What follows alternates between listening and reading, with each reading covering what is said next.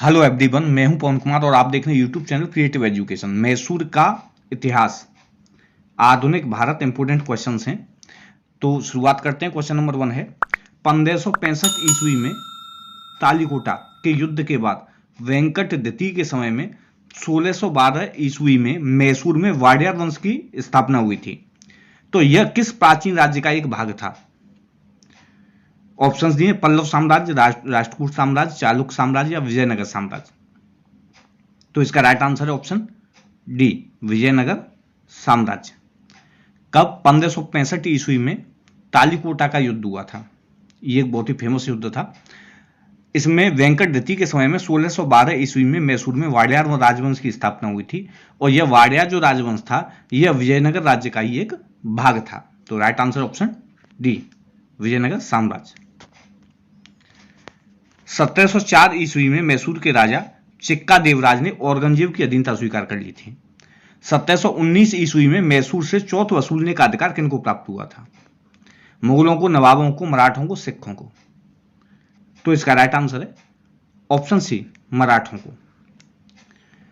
1707 ईस्वी में औरंगजेब की मृत्यु के बाद मुगल साम्राज्य के जो उत्तराधिकारी आए थे वो कमजोर थे, वो प्रशासनिक व्यवस्था को नहीं संभाल सके।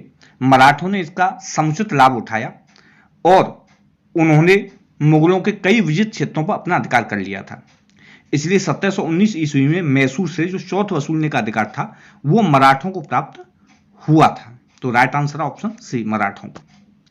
नेक्स्ट क्वेश्चन है, किसके युद्ध कौशल से प्रभावित होकर मैसूर के प्रधानमंत्री नंजराज ने 1755 ईस्वी में हैदर को डिंडीगुल के किले का फौजदार नियुक्त किया? तो इसका राइट आंसर है ऑप्शन बी, हैदर अली। इसका जो आंसर है इसी क्वेश्चन में है। हैदर अली के युद्ध कौशल से प्रभावित होकर मैसूर के प्रधानमंत्री नंजराज ने 1755 ईस्वी में हैदर को डिंडीगुल के किले का फौजदार नियुक्त किया था। प्रारंभ में हैदर अली का जो जीवन था उसने नंजराज के यहाँ एक साधारण सैनिक के रूप में नौकरी प्रारंभ की थी। इतना ही नहीं, जो हैदर अली थे, इनके जो पिताजी थे मोहम्मद मैसूर, ये भी एक किले में सैनिक अधिकारी थे। इनकी मृत्यु 1728 ईस्वी में एक युद्ध में हो गई थी। हैदर अली ने भी अपना जीवन एक सैनिक के रूप में प्रारंभ किया था। सैनिक के रूप में प्रारंभ करते हुए हैदर अली क्यों प्रतिभावान था, इसलिए इसकी प्रतिभा से प्रभावित होकर मैसूर के प्रधानमंत्री नंजराज ने 1755 ईस्वी में हैदर को डिंडीगुल के किले का फौजदार नियुक्त किया था। फौजदार बनने पर इसने दो कार्य किए थे। पहला जो कार्य था उसने क्या किया था, क्योंकि अनपढ़ था तो अपनी निरक्षरता की कमी को पूरा करने के लिए इसने खंडेराव नामक ब्राह्मण को अपना सलाहकार नियुक्त किया था और अपनी सेना को आधुनिक ढंग से प्रशिक्षित करने हेतु फ्रांसीसी अधिकारियों की नियुक्ति की थी। तो इसका जो क्वेश्चन का राइट आंसर है वो option B, Hyder Ali. Next question है, किसने फ्रांसीसी विशेषज्ञों की मदद से डिंडीगुल में एक आधुनिक शस्त्रागार स्थापित किया था? इमाद चिक, कृष्णराज ने, हैदर अली ने, टीपू सुल्तान ने या इनमें से कोई नहीं? तो राइट आंसर है ऑप्शन बी, हैदर अली ने। अब ये भी बताया था कि इसने अपनी सेना को आधुनिक ढंग से प्रशिक्षित करने हेतु फ्रांसीसी अधिकारियों की नियुक्ति की थी जिससे पाश्चात्य तकनीकों को अपनाया जा सके। फ्रांसीसियों की सहायता से इसने डिंडीगुल में कब? 1755 ईस्वी में। 1755 ईस्वी में इसने एक आधुनिक शस्त्रागार की स्थापना की थी और इसने इसके बाद अपनी राजधानी मैसूर से श्रीरंगपट्टनम में स्थानांतरित की थी। किसने? हैदर अली ने राजधानी मैसूर से श्रीरंगपट्टनम में स्थानांतरित कर दी थी। नेक्स्ट क्वेश्चन है, किसने घोषणा कर रखी थी कि वह अंग्रेजों को पहले तो अकाट से बाहर निकालेगा और अंततः भारत से? चंदा साहेब, मोहम्मद अली, हैदर अली, टीपू सुल्तान? तो इसका राइट आंसर है ऑप्शन सी, हैदर अली। हैदर अली अत्यंत ही महत्वाकांक्षी व्यक्ति था और इसने ये घोषणा की थी कि वो अंग्रेजों को पहले तो अकाट से बाहर निकालेगा और उसके बाद, यानी पहले अपने राज्य क्षेत्र से बाहर निकालेगा और उसके बाद ये भारत से बाहर निकालेगा। हैदर ने, इससे पहले का जो हैदर का इतिहास है वो क्या है कि 1763 ईस्वी में बेदनूर के राजा की मृत्यु हो गई थी और सिंहासन के दावेदार दो उत्तराधिकारी उठ खड़े हुए थे। हैदर ने दोनों को मरवाकर वहां अपने व्यक्ति को उपशासक नियुक्त किया था और बेदनूर का नाम बदलकर हैदरनगर कर दिया था। दक्कन में या दक्षिण में भारतीय शक्ति का एकमात्र प्रतीक हैदर अली था जिसने अंग्रेजों को पराजित किया था। द्वितीय अंग्रेज मैसूर युद्ध हुआ था उसमें हैदर अली की मृत्यु हो गई थी और नेतृत्व टीपू सुल्तान के हाथ में चला गया था, जो हैदर अली का पुत्र था। तो हैदर अली ने कहा था कि वो अंग्रेजों को पहले अकाट से बाहर निकालेगा, उसके बाद भारत से। ये उक्ति यानी ये कथन किसका है? ये हैदर अली का है। कुछ ऑप्शंस दिए, सूची फर्स्ट को सूची सेकंड से सुमेलित कीजिए।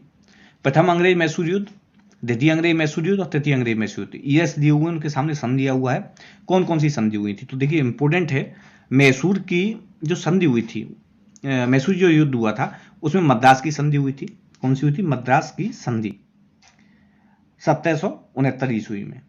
हैदर दक्षिण भारत का प्रथम शासक था जो अंग्रेजों से पराजित नहीं हुआ था। ये हैदर अली और बंगाल का जो गवर्नर था उस समय लॉर्ड वेरेलसट, इनके शासनकाल की घटना है। द्वितीय अंग्रेज जो मैसूर युद्ध हुआ था उसमें मंगलोर की संधि हुई थी 1784 ईस्वी में। और जो तृतीय श्रीरंगपट्टनम की संधि हुई थी टीपू सुल्तान और लॉर्ड कॉर्नवालिस, उस समय बंगाल का गवर्नर जनरल था। इसमें टीपू की स्थिति खराब हो गई थी। कौन सी? श्रीरंगपट्टनम की संधि हुई थी 1792 ईस्वी में। तो इसका राइट आंसर है ऑप्शन ए, यानी प्रथम अंग्रेज मैसूर युद्ध 1767 से 69 मद्रास की संधि हुई है। द्वितीय अंग्रेज मैसूर युद्ध में मंगलोर की संधि हुई है और तृतीय अंग्रेज मैसूर युद्ध 1790 से 92 में श्रीरंगपट्टनम की संधि हुई है। चौथा जो युद्ध हुआ था उसमें टीपू की मृत्यु हो गई थी, ठीक है। और बोडियार वंश के एक शासक को, बच्चे को, उन्हें बालक को सिंहासन पर बिठाया और सहायक संधि लाद दी अंग्रेजों ने। नेक्स्ट क्वेश्चन है, प्रथम अंग्रेज मैसूर युद्ध, द्वितीय अंग्रेज मैसूर युद्ध, तृतीय अंग्रेज मैसूर युद्ध और चतुर्थ अंग्रेज मैसूर युद्ध, इसमें इनके शासनकाल में कौन कौन उस समय इसमें भाग लिया था? एक तरफ तो हैदर अली या टीपू सुल्तान थे, तो दूसरी तरफ कौन सा अंग्रेज शासक था? तो प्रथम अंग्रेज मैसूर युद्ध के समय जो युद्ध हुआ था उसमें अंग्रेजों की तरफ से कौन था? जनरल स्मिथ था। द्वितीय अंग्रेज मैसूर युद्ध में जनरल आयरकूट था। तृतीय अंग्रेज मैसूर युद्ध हुआ था उसमें मेजर जनरल मेडोज था। और चतुर्थ अंग्रेज मैसूर युद्ध हुआ था उसमें जनरल स्टुअर्ट था। कौन? General Stuart. ये तीसरी जो संधि हुई थी श्रीरंगपट्टनम की संधि, इसमें यह भी शामिल था कि जब तक टीपू 3 करोड़ रुपए नहीं देंगे तब तो उसके 2 पुत्र अंग्रेजों के नियंत्रण में रहेंगे। चारों संधियों की कुछ अलग अलग शर्तें थीं जो हैदर अली या टीपू सुल्तान और अंग्रेजों के बीच में तय हुई थी। प्रथम अंग्रेज मैसूर युद्ध में कौन था? जनरल स्मिथ, अच्छा नेतृत्व किया था। द्वितीय अंग्रेज मैसूर युद्ध जनरल आयरकूट, तृतीय अंग्रेज मैसूर युद्ध में जनरल मेजर जनरल मेडोज और चतुर्थ अंग्रेज मैसूर युद्ध जनरल स्टुअर्ट। नेक्स्ट क्वेश्चन है, हैदर अली की मृत्यु 1782 ईस्वी किस युद्ध के दौरान हुई थी? तो इसका राइट आंसर है ऑप्शन बी, द्वितीय अंग्रेज मैसूर युद्ध के दौरान हुई थी। कब हुआ था? 1780 से 1784 ईस्वी। मैसूर का शासक कौन था? हैदर अली। और बंगाल का उस समय गवर्नर कौन था? Warren Hastings. संधि कौन सी हुई थी? मंगलोर की संधि। परिणाम क्या हुआ था? हैदर की मृत्यु के बाद टीपू के नेतृत्व में युद्ध चला गया था। तो राइट आंसर है ऑप्शन बी। नेक्स्ट क्वेश्चन है, द्वितीय अंग्रेज मैसूर युद्ध को बंद करने के लिए टीपू सुल्तान तथा अंग्रेजों के मध्य मंगलोर की संधि 1784 हुई थी। इस संधि पर अंग्रेजों की ओर से हस्ताक्षर करने वाले मद्रास के गवर्नर का नाम क्या था, जिसने अंग्रेजों की तरफ से हस्ताक्षर किए थे? तो इसका राइट आंसर है ऑप्शन सी, लॉर्ड मैकेरे ने। इसने अंग्रेजों की तरफ से हस्ताक्षर किए थे द्वितीय अंग्रेज मैसूर युद्ध को रोकने के लिए। नेक्स्ट क्वेश्चन है, द्वितीय अंग्रेज मैसूर युद्ध के समय गवर्नर जनरल कौन था? तो इसका राइट आंसर है option A, Warren Hastings. Warren Hastings द्वितीय अंग्रेज मैसूर युद्ध 1780 से 84 के समय ये गवर्नर जनरल था। कौन सी संधि हुई थी? मंगलोर की संधि हुई थी। परिणाम क्या हुआ था? हैदर की मृत्यु के बाद टीपू युद्ध का नेतृत्व था वो टीपू के हाथ में चला गया था और टीपू ने ही द्वितीय अंग्रेज मैसूर युद्ध में यह संधि को किया था। नेक्स्ट क्वेश्चन है, टीपू सुल्तान तथा कॉर्नवालिस के बीच 1792 ईस्वी में श्रीरंगपट्टनम की संधि हुई थी। इसके तहत कुछ शर्तें थी जो अंग्रेज और टीपू सुल्तान के बीच में हुई थी। कौन कौन सी थी? टीपू को अपना आधा राज्य अंग्रेजों को देना पड़ा था। टीपू को 3 करोड़ रुपया युद्ध क्षति के रूप में देना पड़ा था। ब्रिटिश रेजिमेंट को श्रीरंगपट्टनम में स्थापित करना पड़ा। अपने 2 बेटों को बंधक स्वरूप अंग्रेजों के पास रखना स्वीकार करना पड़ा। तो इसमें कौन कौन सी कंडीशन सही है? तो पहली सही है, टीपू को अपना आधा राज्य अंग्रेजों को देना पड़ा। दूसरी भी सही है, टीपू को 3 करोड़ रुपया युद्ध क्षति के रूप में देना पड़ा था। तीसरी, ब्रिटिश रेजिमेंट को श्रीरंगपट्टनम में स्थापित करना पड़ा, ये गलत है। चौथी, अपने 2 बेटों को बंधक स्वरूप अंग्रेजों के पास रखना स्वीकार करना सही है। तो इसका राइट आंसर है 1, 2 और 4। तो ऑप्शन सी इसका राइट आंसर है। टीपू को ये तीनों ही शर्तें जो अंग्रेजों ने रखी थी या उनके दोनों के बीच में थे, ये उनको स्वीकार करनी पड़ी थी। तो इसका राइट आंसर है ऑप्शन सी। टीपू सुल्तान ने अंग्रेजों को निष्कासित करने के लिए निम्न में से किन देशों के साथ संपर्क किया? तो फ्रांस, अरब, अफगानिस्तान, मॉरिशस, तुर्की। तो इसका राइट आंसर है ऑप्शन डी, पहले से ही टिक है। ठीक है, तो ये 5 देश थे। कौन कौन से? फ्रांस, अरब, अफगानिस्तान, मॉरिशस और तुर्की। उसने अंग्रेजों को निकालने के लिए टीपू ने इन सभी देशों के साथ संपर्क स्थापित किया था। तो right answer option D. Next question है,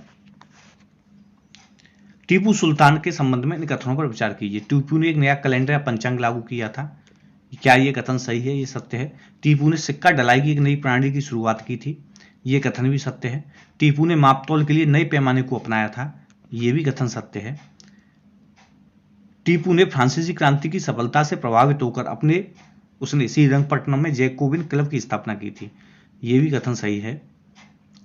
और स्वतंत्रता का वृक्ष लगाया तथा अपने को नागरिक टीपू वित्त करने लगा। इन कथनों में से कौन से सही है? तो चारों ही स्टेटमेंट सही हैं, क्योंकि टीपू ने सिक्का ढलाई की नई तकनीकी अपनाई, वो नापतोल के आधुनिक पैमाने अपनाए थे। जब फ्रांसीसी क्रांति के फलस्वरूप कुछ फ्रांसीसी सैनिकों ने श्रीरंगपट्टनम में जैकोबिन क्लब बनाने का प्रस्ताव किया था, तो इसने स्वयं ही उसको स्वीकार कर लिया था और ये स्वयं भी जैकोबिन क्लब का मेंबर बना था और इसने अपने आप को स्वयं नागरिक टीपू कहने लगा था। श्रीरंगपट्टनम में इसने एक स्वतंत्रता का वृक्ष लगाया था, द ट्री ऑफ लिबर्टी, ये लगाया था। टीपू ने अरब, अफगानिस्तान, फ्रांस, तुर्की, कस्तुनतुनिया और मॉरिशस स्थलों पर अपने दूत भेजे थे। इसके दरबार में हिंदुओं को भी उच्च पदों पर नियुक्त किया गया था। पूर्णिया व कृष्णराव इसके 2 प्रमुख हिंदू मंत्री थे, ठीक है ना।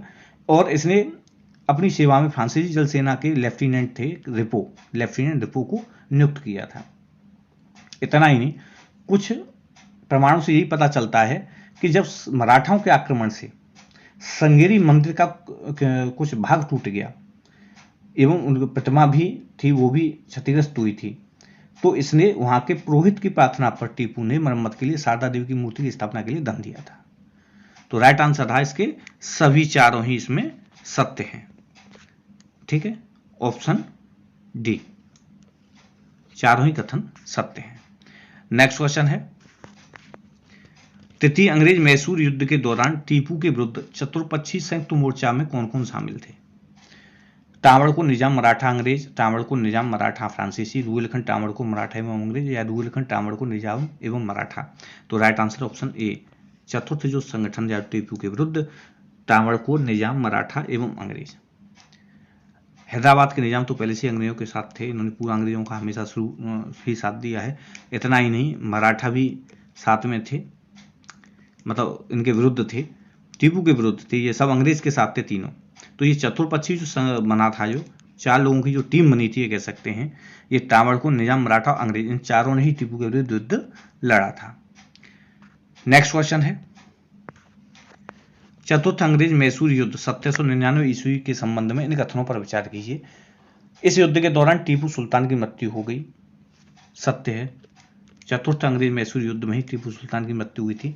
इस युद्ध में अंग्रेजों की पूर्ण विजय हुई और मैसूर के अधिकांश प्रदेशों का अंग्रेजी राज्य में विलय कर लिया गया, ये कथन भी सत्य है। वोडियार वंश के एक बालक कृष्णराज द्वितीय को राजगद्दी पर बिठाकर मैसूर राज्य पर सहायक संधि लाद दी गई, ये भी सत्य है। तीनों ही कथन सत्य हैं। तो इसका जो राइट आंसर होगा वो क्या है? ऑप्शन डी, सभी कथन सत्य हैं। नेक्स्ट क्वेश्चन है, किसने कहा था कि मैं अंग्रेजों के स्थल साधनों को तो सुखा सकता हूं या समाप्त कर सकता हूं, परंतु मैं समुद्र को नहीं सुखा सकता हूं? हैदर अली ने, टीपू ने, सिराजुद्दौला ने या मीर कासिम ने? तो right answer option B, Tipu Sultan की युक्ति थी कि मैं अंग्रेजों के स्थल साधनों को समाप्त कर सकता हूं, लेकिन मैं समुद्र को नहीं सुखा सकता हूं। तो right answer option B, Tipu Sultan ने। किसकी अत्यंत प्रिय उक्ति थी कि भेड़ की तरह एक लंबी जिंदगी जीने से कहीं बेहतर है शेर की तरह एक दिन जीना? हैदर अली, टीपू सुल्तान, अलीवर्दी खान, मीर कासिम। तो right answer option B, Tipu Sultan. ये टीपू सुल्तान की अत्यंत प्रिय उक्ति थी कि भेड़ की तरह एक लंबी जिंदगी जीने से कहीं बेहतर है कि शेर की तरह एक दिन जिया जाए। तो दोस्तों ये थे कुछ इंपॉर्टेंट क्वेश्चंस मैसूर राज्य के संबंध में। क्वेश्चंस आपको कैसे लगे कमेंट बॉक्स में कमेंट करके जरूर बताइए। चैनल को अगर सब्सक्राइब नहीं किया है सब्सक्राइब कर लीजिए, बेल आइकन बटन को प्रेस कर लीजिए। ये वीडियो देखने के लिए आपका बहुत बहुत धन्यवाद।